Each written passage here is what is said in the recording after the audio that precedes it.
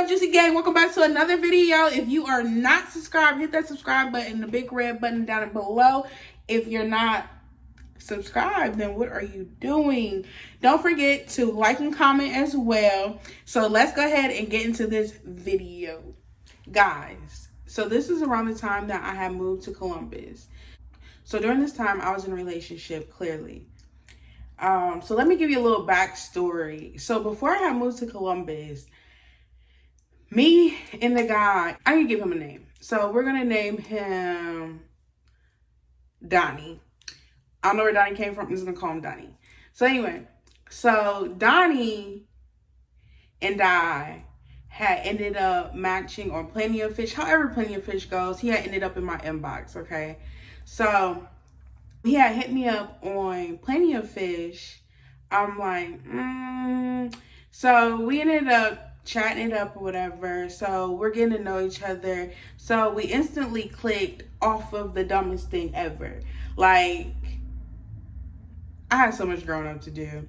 I know that was 2 years ago, but I had so much to grow up to do during that time. But anyway, so I was like, so we were telling each other what our birthdays were. I'm not going to even give you that information. I mean, basically you guys will know, but his birthday was basically the day after mine.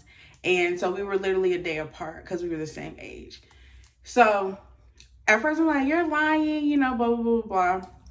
So then we moved off of Plenty of Fish and we ended up getting on to we ended up texting each other. So we're texting whatever. And he was like, I'm about to call you. I'm like, what? Like, this is the first day. Like, he literally had my number for probably 10 minutes. And he was like, I'm about to call you on my lunch or whatever. So I'm like, okay. So he ends up calling me on his lunch. And we're talking or whatever. And I got a thing for deep voices, y'all. So he had a deep voice. And he was just, asking me what I was doing. And I think at that time, I was in school still. And he was asking me what I was doing. So I was like, I'm about to go get some school supplies, you know, all this stuff. And, you know, he was like, you know, that's really good that you're in school and blah, blah, blah, blah, all that stuff. So literally after texting for a day, things moved so fast. I want to say after a couple days, maybe a week of texting, we had ended up linking up and we went on a date. But I ended up taking my sister and my friend on this date because I'm like, Plenty of Fish, I don't know. You know what I mean? I was just trying to be safe as possible. Meeting people online is not safe. So after the date, we go to his house. So remind you guys, he lived an hour away from where I lived at. That was red flag number 3 so far into this video. We're only a couple minutes in, but we're not gonna go there because he should have been coming to me. So we go to his house. So me, my sister, her friend, we're going in the house or whatever. So we're just all chilling or whatever. So then he was like, I want you to meet my mom. Who? At that time, I'm not gonna lie, I thought it was, that's cute. And the reason why I thought it was so cute is because previous relationships, guys, this is why it's important to heal before you get into your next relationship. But anyway, previous relationships, they were never this upfront with me with what they wanted from me and what their intentions with me was. His intentions were just straight out the gate. I want to be with you. You are the person we're going to be together, basically. So, at that time, I'm like, oh, that's a good sign, Not saying that a guy's intentions with you from Jump Street is bad, but just how fast he was moving, and he started calling me babe, the first day of having my number, things like that. Those are red flags for me. Comment below some red flags for you guys. Anyway, let's fast forward. So that happened all probably the beginning of June. I think it was the beginning of June. So let's fast forward. Things are going great. Things are going good. There's like, besides the red flags I just mentioned, there's not too many red flags. Besides, he was really emotional and not in a healthy way. Like, I'm all about, mental health and men's health and all that. But it was like, he was like manipulative. Like, now thinking back, like, he was very manipulative. He would like try to cry his way out of things, or not like even like on no cheating type stuff. Like, I've never had a problem with cheating with him, I don't think. But like just other things that instead of him taking responsibility for his actions, like he tried to cry his way out of things. So everything's going good. We're gonna fast forward to when I moved here to Columbus, where he was living at. Now, I'm going to be honest. I did not move here specifically just for him, but I'm going to honestly say that he was the push for me to move here. So, when I ended up moving here, I ended up moving with my cousin. So the plan was for us to move in together in January of the next year.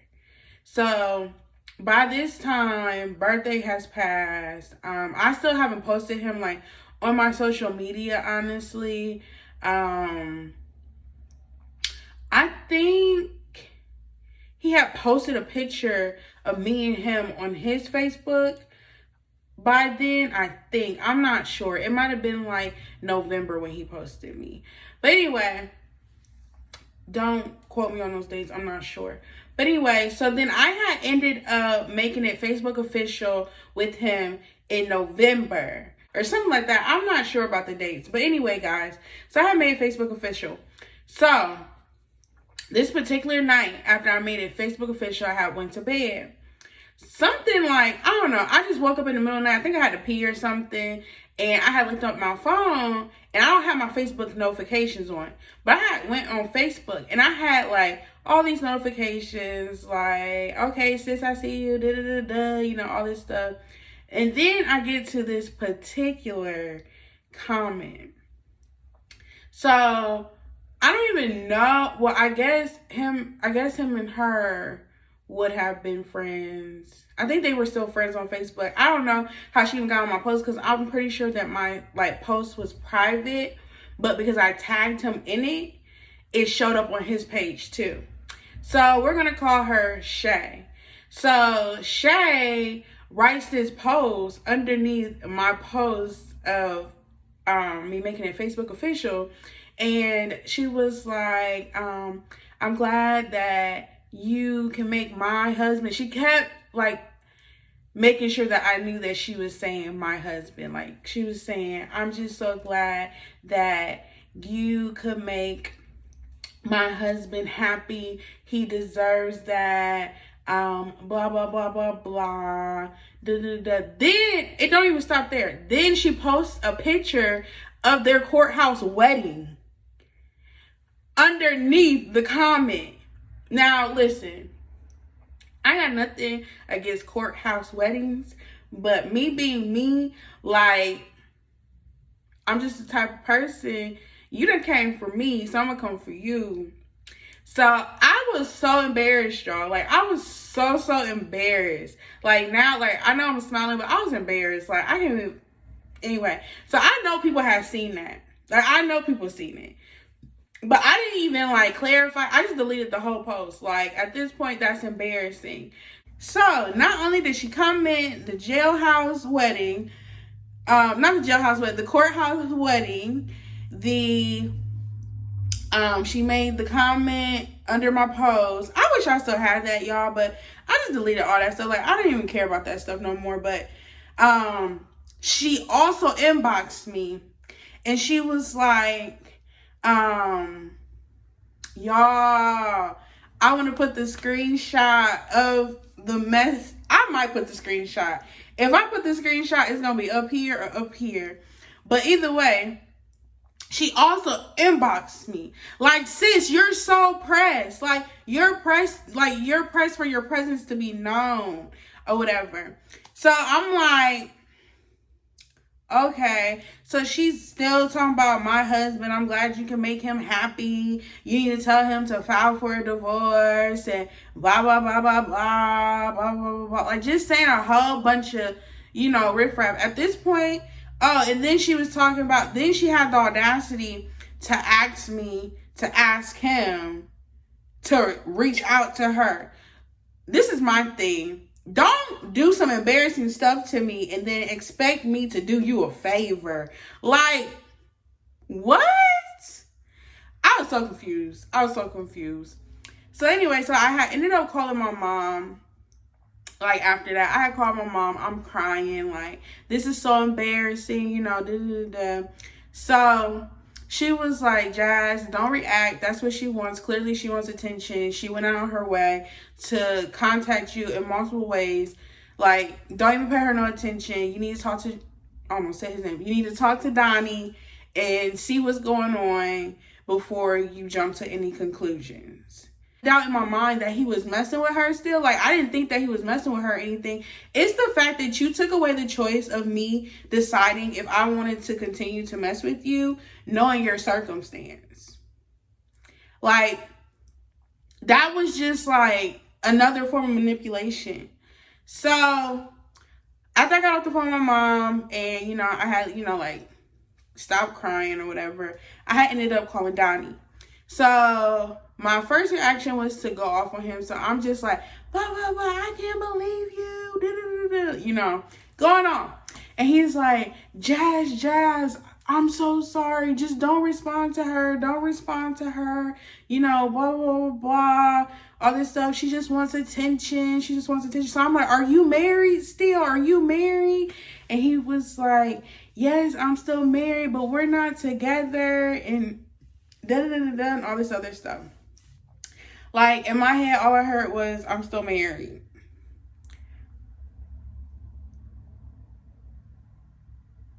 So we had ended up getting off the phone, and I told him, I was like, I don't think that I can do this. Like, this isn't what I signed up for at all.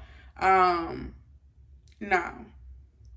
So with that being said, then the next day, of course, he sends me like this long message talking about he was like, she bought the wedding ring, she paid for everything, we got married at the courthouse, she even bought our rings and all this stuff. And he was like, you're the person that I'm gonna marry, you're the person that I want to be with, you're the one thing that I'm for sure about.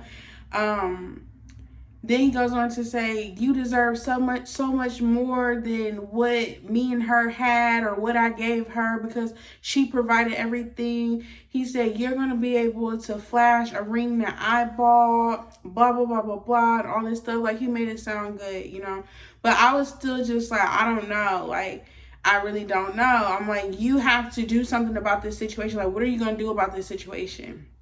So then we ended up having a long talk about it.